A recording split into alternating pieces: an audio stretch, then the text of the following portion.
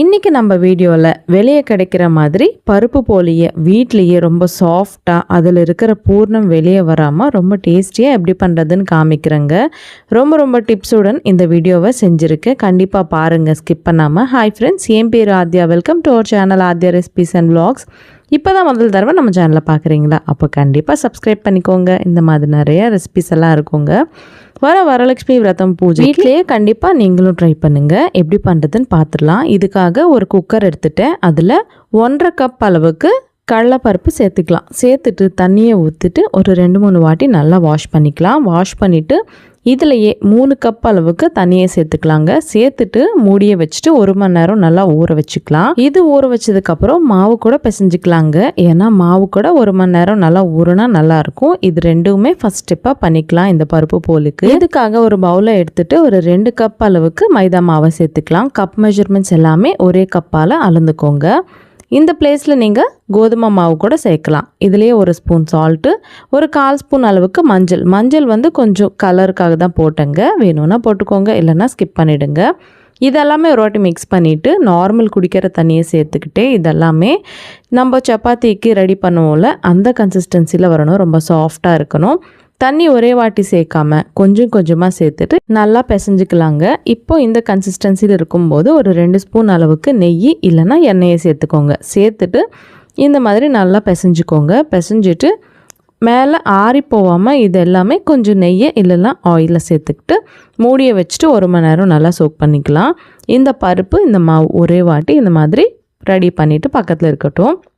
இப்போ 1 மணி நேரம் ஆயிடுச்சுங்க. பருப்பு வந்து நல்லா ஊறிடுச்சு. இப்போது இந்த குக்கருக்கு லிட்டை வச்சுட்டு ஒரு 4-5 விசில்ஸ் வர விடுங்க. மீடியம் ஃப்ளேம்லேயே, ஹை ஃப்ளேமில் வைக்க வேணாம்.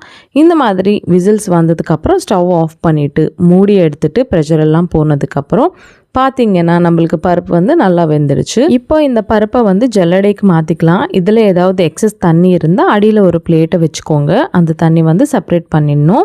இது 1 நிமிஷம் இந்த மாதிரி விட்டிங்கன்னா அந்த தண்ணியெல்லாம் செப்பரேட் ஆகிடுங்க. பருப்பு வந்து இப்போது நல்லா ஆறிட்ட பிறகு மிக்சர் ஜாருக்கு ஆட் பண்ணிக்கலாம். சூடாக ஆட் பண்ண வேணாங்க.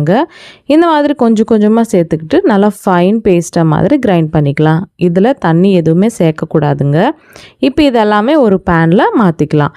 இங்கே வந்து நம்ம 1.5 கப் அளவுக்கு பருப்பு எடுத்துட்டோம்ல, அதே கப்பால் 2 கப் அளவுக்கு வெல்லத்தை சேர்த்துக்கிட்டா கரெக்டாக இருக்குங்க. நான் மறுபடியும் சொல்கிறேன், கப் மெஷர்மெண்ட் எல்லாமே ஒரே கப்பால் அளந்துக்கோங்க. இப்போ ஒரு வாட்டி லேசாக மிக்ஸ் பண்ணிவிட்டு மூடியை வச்சுடுங்க. மூடியை வச்சுட்டு இந்த வெள்ளம் கரையிற வரைக்கும் கொஞ்சம் லோ ஃப்ளேம்லேயே குக் பண்ணிக்கலாம். இந்த மாதிரி வெள்ளம் கரைஞ்சி வந்ததுக்கப்புறம் நல்லா ஒரு வாட்டி மிக்ஸ் பண்ணிக்கினேன். இந்த வெள்ளம் கரைஞ்சி கொஞ்சம் இதெல்லாம் திக்கான கன்சிஸ்டன்சியாக மாறும். அப்போது 1 ஸ்பூன் அளவுக்கு நெய், கொஞ்சம் ஏலக்காய் தூளை சேர்த்துக்கலாம். சேர்த்துட்டு இந்த பேட்டர் வந்து பேன்லேருந்து செப்பரேட் ஆகணுங்க. அது வரைக்கும் நல்லா லோ ஃப்ளேம்லேயே மிக்ஸ் பண்ணிக்கினே குக் பண்ணிக்கலாம். இந்த மாதிரி கொஞ்சம் சின்ன பாட் எடுத்து நம்ம உருண்டை மாதிரி பண்ணோன்னா உருண்டை மாதிரி ஆகணும். அப்போ ஸ்டவ் ஆஃப் பண்ணிவிட்டு இந்த மாதிரி கடாயில் ஸ்ப்ரெட் பண்ணிங்கன்னா நல்லா சீக்கிரமாக ஆறிடும். இதெல்லாம் ஆறினதுக்கப்புறம் நம்ம கையாலேயே கொஞ்சம் கைக்கு வந்து நெய் இதை தடவிக்கினே எல்லாம் பூர்ணத்தையுமே இந்த மாதிரி உருண்டை பிடிச்சிக்கோங்க. எல்லாமே ரெடி பண்ணிவிட்டு ஒரு பிளேட்டில் பக்கத்தில் இருக்கட்டும். இந்த பூர்ணம் பண்ணும்போது ஹை ஃப்ளேமில் வைக்கக்கூடாதுங்க, லோ ஃப்ளேமில் வைக்கணும், இல்லைன்னா அடி பிடிச்சிடும். பை த வே இந்த பூர்ணம் போலியே தெலுங்கில் என்ன சொல்லுவாங்களோ உங்களுக்கு தெரிஞ்சால் எனக்கு கமெண்ட்டில் சொல்லுங்கள். இப்போ 1 மணி நேரம் ஆயிடுச்சு. இந்த மாவு கூட நல்லா ஊறிடுச்சுங்க. இப்போ இதிலிருந்து கூட கொஞ்சம் எடுத்துட்டு ஒரு பிளேட்டில் வந்து பட்டர் பேப்பர் போட்டுக்கிட்டேன். அதுக்கு வந்து கொஞ்சம் நெய்யை வந்து க்ரீஸ் பண்ணிக்கிட்டேன். உங்ககிட்ட பட்டர் பேப்பர் இல்லைன்னா ஏதாவது பால் பேக்கெட் கவர் இல்லைன்னா ஏதாவது பாலித்தீன் கவர் ஆனாலும் நீங்கள் எடுத்துக்கலாம். இப்போ இதில் கொஞ்சம் மாவை ஸ்ப்ரெட் பண்ணிவிட்டு அதுலேயே இந்த பூர்ணம் வச்சிடணுங்க. வீடியோவில் காமிக்கிற மாதிரி சைட்ஸில் மாவை வந்து இந்த மாதிரி பூர்ணம் எல்லாமே ஃபுல்லாக கவர் பண்ணுற மாதிரி ஃபோல்ட் பண்ணிக்கலாம். ஃபோல்ட் பண்ணிவிட்டு மேலே இந்த மாதிரி எக்ஸஸ் மாவு வந்தால் எடுத்துட்டு மீதி இருக்கிற மாவில் மிக்ஸ் பண்ணிடலாம். இதை வந்து ரிவர்ஸ் பண்ணிவிட்டு மெதுவாக இந்த மாதிரி ஃபிங்கர்ஸாலேயே டேப் பண்ணிங்கன்னா கொஞ்சம் ஸ்ப்ரெட் ஆகும். இப்போது மேலே கூட ஒரு ஆயில் க்ரீஸ் பண்ண பட்டர் பேப்பரை வச்சுட்டு நீங்கள் இந்த மாதிரி வீடியோவில் காமிக்கிற மாதிரி ஸ்ப்ரெட் பண்ணிங்கன்னா ஈஸியாக வந்துடுங்க. நம்ம கைக்கு ஒட்டாது, ரொம்ப அழகாக ஷேப்பாக வந்துடும். இந்த பூர்ணம் போலி வந்து இந்த மாதிரி எல்லாமே ப்ரிப்பேர் பண்ணிக்கலாம். கொஞ்சமாக ப்ரிப்பேர் பண்ணிக்கோங்க. ஒரு பாதி அளவுக்கு ப்ரிப்பேர் பண்ணிவிட்டு பக்கத்தில் இருக்கட்டும். இந்த மாதிரி மீதி இருக்கிற பூர்ணம் போலி வந்து ப்ரிப்பேர் பண்ணிக்கலாம். பார்த்திங்களா எவ்வளோ ஈஸியாக வந்துடுச்சு. மேலே இருக்கிற பேப்பர் வந்து இதெல்லாமே பக்கத்தில் இருக்கட்டும்ங்க. இப்போ ஸ்டவ் மேலே பேனை வச்சுட்டு இந்த பேன் நல்லா சூடானதுக்கப்புறம் கொஞ்சம் ஒரு ஸ்பூன் அளவுக்கு நெய்யை சேர்த்துக்கிட்டு இதெல்லாமே கொஞ்சம் ஸ்ப்ரெட் பண்ணிக்கலாம். ஸ்ப்ரெட் பண்ணிவிட்டு நம்ம ரெடி பண்ணி வச்சுட்டு இந்த பூர்ணம் போலியை கூட இந்த பேனில் சேர்த்துக்கலாங்க. சேர்த்துட்டு கொஞ்சம் இது மேலேயே நெய்யை ஸ்ப்ரெட் பண்ணிக்கலாம். ஸ்ப்ரெட் பண்ணிவிட்டு ஒரு பக்கம் நல்லா ஃப்ரை ஆனதுக்கப்புறம் இன்னொரு சைடுக்கு டர்ன் பண்ணிக்கோங்க. இதே மாதிரி மீடியம் ஃப்ளேமில் வச்சுட்டு இந்த பூர்ணம் போலியை ரெடி பண்ணிக்கணுங்க.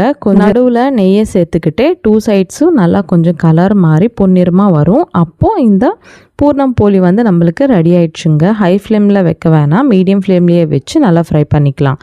அவ்வளோதாங்க, நம்மளுக்கு பூர்ணம் போலி கூட ரெடி ஆயிடுச்சு. இது எல்லாமே பக்கத்தில் வச்சுக்கலாங்க.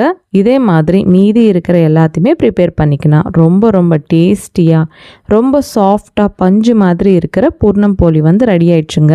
அப்படியே வாயில் போட்டால் கரைஞ்சிடும், அவ்வளோ நல்லாயிருக்கும். கண்டிப்பாக கம்மிங் ஃபெஸ்டிவல்ஸ்க்கு நீங்களும் இந்த பூர்ணம் போலியை இதே ப்ராசஸில் ட்ரை பண்ணிவிட்டு உங்களுக்கு எப்படி இருந்தது நான் கமெண்ட்டில் சொல்ல மறந்துடாதீங்க. இன்னும் நம்ம சேனலில் பிரசாதம் ரெசிபிஸ், ஸ்வீட் ரெசிபிஸ் எல்லாமே இருக்குது. அதோட லிங்க்ஸ் எல்லாம் இந்த வீடியோ டிஸ்கிரிப்ஷனில் கொடுக்குறேன். கண்டிப்பாக பார்த்து உங்களுக்கு எது பிடிச்சதோ கண்டிப்பாக ட்ரை பண்ணுங்கள். இந்த வீடியோ உங்களுக்கு கண்டிப்பாக பிடிச்சிருக்குன்னு நம்புகிறேன். பிடிச்ச லைக் பண்ணாமல் போகாதீங்க. லைக் பண்ணிவிட்டு உங்கள் ஃப்ரெண்ட்ஸ் அண்ட் ஃபேமிலி கூட இந்த வீடியோவை கண்டிப்பாக ஷேர் பண்ணுங்கள். இந்த மாதிரி நிறைய ரெசிபிஸ் பார்க்கணுன்னா நம்ம சேனலை இப்போவே சப்ஸ்கிரைப் பண்ணிக்கோங்க. உங்களுக்கு ஏதாவது ரெசிபி நம்ம சேனலில் பார்க்கணுன்னு தோணுச்சுன்னா எனக்கு கமெண்ட்டில் சொல்லுங்கள். கண்டிப்பாக அதை பண்ணுறதுக்கு ட்ரை பண்ணுங்கள். இன்னொரு சூப்பரான ரெசிபியுடன் மறுபடியும் உங்களை சந்திக்கிறேன். அது வரைக்கும் சைனிங் ஆஃப் உங்கள் ஆத்யா. பாய் பாய்.